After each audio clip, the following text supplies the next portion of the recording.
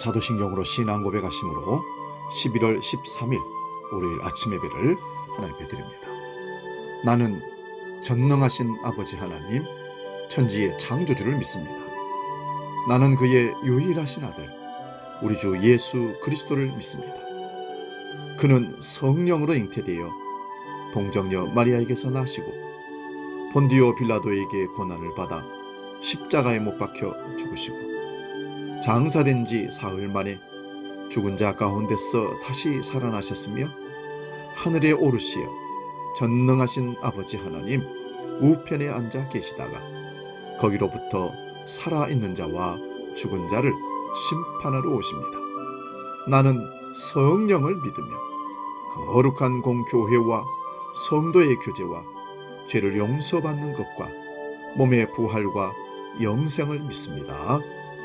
아멘.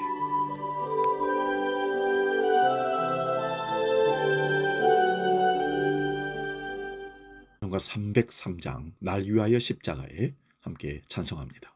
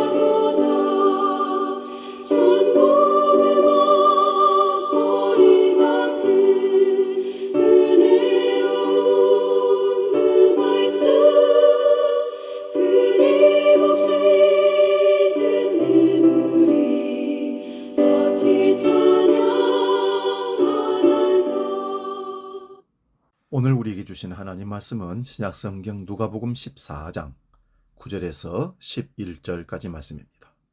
신약성경 119면에 있습니다. 이 말씀 봉독할 때에 살아계신 주님의 음성을 들을 수 있기 바랍니다. 누가복음 14장 9절에서 11절 지금 봉독합니다. 너와 그를 청한 자가 와서 너더러 이 사람에게 자리를 내주라 하리니 그때에 네가 부끄러워 끝자리로 가게 되리라. 청함을 받았을 때에 차라리 가서 끝자리에 앉으라. 그러면 너를 청한 자가 와서 너더러 보시어 올라 앉으라 하리니 그때에야 함께 앉은 모든 사람 앞에서 영광이 있으리라. 무릇 자기를 높이는 자는 낮아지고 자기를 낮추는 자는 높아지리라. 아멘. 오늘 봉독한 말씀으로 드러나지 않아도 감사하라, 이런 제목으로 말씀의 은혜를 나눕니다. 제가 음악 전문가는 아니지만 음악 이야기로 오늘 말씀을 풀어가 보려고 합니다. 베토벤 교향곡 제3번 제목은 영웅이라고 합니다. 교향곡 제3번보다 더 유명한 곡은 우리가 잘 알다시피 제5번 운명 교향곡입니다. 5번 교향곡 운명은 많은 방송 프로그램 등에서 삽입될 정도로 유명한 곡입니다. 교향곡 3번과 5번 사이에 몇 번이 있을까요? 당연히 4번이 있습니다. 그런데 클래식 음악 방송 채널에서조차 교향곡 4번은 잘 들려지지 않는다는 데 있습니다.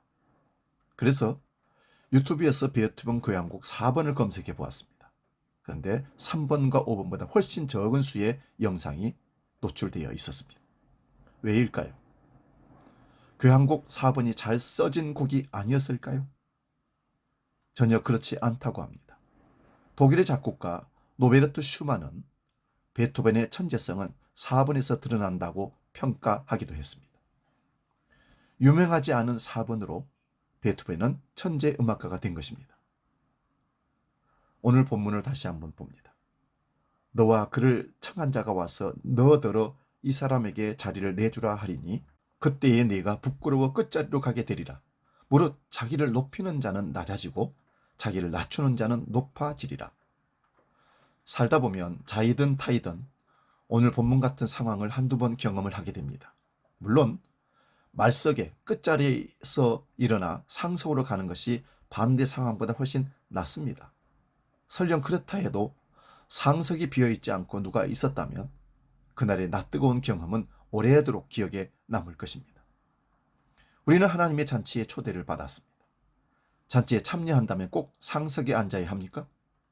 최소한 중간에라도 앉아야 합니까? 그래야만 그 잔치에 참여한 것입니까? 그렇지 않습니다. 말석 끝자리에 앉았더라도 그 잔치에 참여한 것입니다. 설령 상에 못 앉고 바닥에 깔린 멍석에 앉았다 하더라도 잔치에 참여한다는 것은 분명합니다. 물론 상석에 있는 사람과 맞석에 있는 사람의 위치에서 보고 행동하는 것은 다를 수 있습니다. 상석과 말석이 다른 건 어쩌면 당연한 일입니다. 어떤 일에서 쓰임받고 어떤 자리에서 있느냐에 따라 박수받고 세워지는 모습, 심지어 받는 은혜도 다양할 것이고 다를 것입니다. 누군가에게는 어디에 앉는 것 중요한 부분이 될 수 있습니다. 하지만 말구유에서 태어나시고 십자가에서 돌아가신 예수님을 생각한다면 차마 입 밖으로 꺼낼 수 없는 부분이 될 것입니다. 교회와 그리스도인들은 베토벤 고향곡 3번 영웅과 5번 운명 같은 존재가 아니어도 괜찮아야 합니다. 아니, 그 사이에 끼어서 유명하지 않은 4번이 길 자처해야 합니다. 우리 안에 그런 결심이 선다면 굳이 상석을 고집할 이유가 없게 될 것입니다. 연극에서 무대에 오른 배우는 연극 전체를 볼 수는 없습니다. 자기 역할을 해야 하기 때문에 그렇습니다. 전체를 제일 잘 보는 사람은 무대 밖에 있는 각 분야 감독들이고 오디오 조명, 무대 현장 감독 이런 사람들은 모든 것을 보고 거기에 맞게 적재적소에서 자기 역할을 할 것이기 때문에 모든 연극의 처음부터 끝까지를 볼 수가 있는 것입니다. 무대 한가운데 있지 않고 전체를 볼 수 있는 무대 밖에 있기 때문에 그런 것이죠. 그것으로 기쁘고 충분히 영광스럽기 때문입니다. 지금은 교회와 우리 그리스도인들이 하나님의 역사 가운데 있는 주인공이 아니어도 하나님의 역사 안에만 있으면 충분하다는 각오로 살아야 할 때입니다. 나는 그 자리에서 그 공동체에서 소외당한 기분이야. 섭섭하네. 내 설 자리는 없네. 나는 안 보이네. 그럴 이유가 전혀 없다는 것입니다. 왜냐하면 모든 사람은 하나님의 섭리 안에 있기 때문입니다. 이 각오를 통해 낮고 험한 곳을 애써 찾으며 살아가는 그리스도인 모습으로 살아갈 때에 하나님께서는 우리를 통해서 영광 받을 줄로 믿습니다. 사랑하는 여러분, 드러나지 않아도 감사하라. 왜냐하면 드러나지 않는 내 부분까지 그 모든 부분이 하나로 연결되어 있기 때문에 그렇습니다. 누군가는 설거지를 해야 되고 누군가는 찬양단을 해야 되고 누군가는 피아노를 쳐야 하고 누군가는 주보를 나누는 안내를 해야 되고 누군가는 청소를 해야 합니다. 어떤 것이 중요하냐가 아니라 하나님의 일에 참여한다는 자체로 감사할 수 있을 때 진정한 신앙인의 모습이 아닐까요? 복음 찬양 해같이 빛나리 찬양하고 기도하고 마치겠습니다.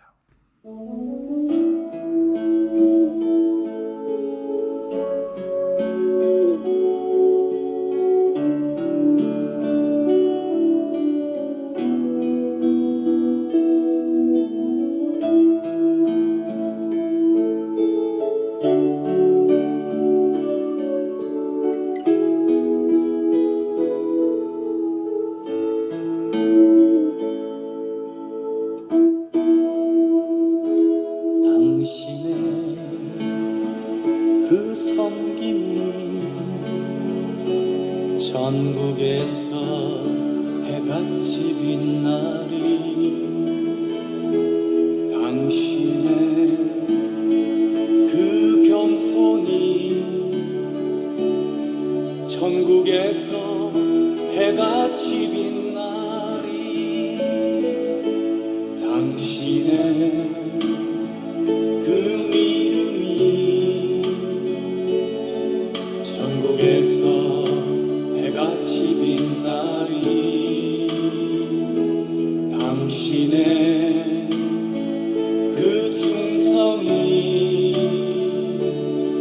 천국에서 해같이 빛나리. 주님이 기억하시면 족하리. 예수님 사랑으로 가득한 모습, 천사도 흠모하는 아름다운 그 모습, 천국에서 해같이 빛나리.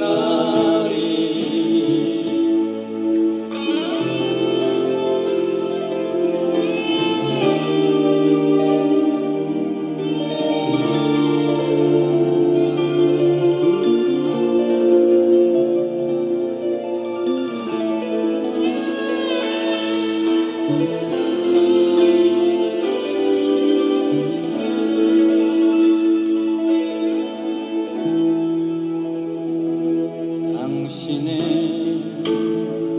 그 순종이 천국에서 해같이 빛나리. 당신의 그 사랑이 천국에서 해같이 빛나리.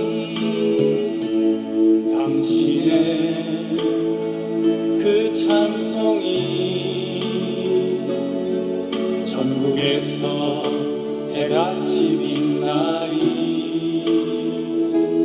당신의 그 헌신이 전국에서 해같이 빛나리. 주님이 기억하시면 불타는 사명으로 가득 찬 모습,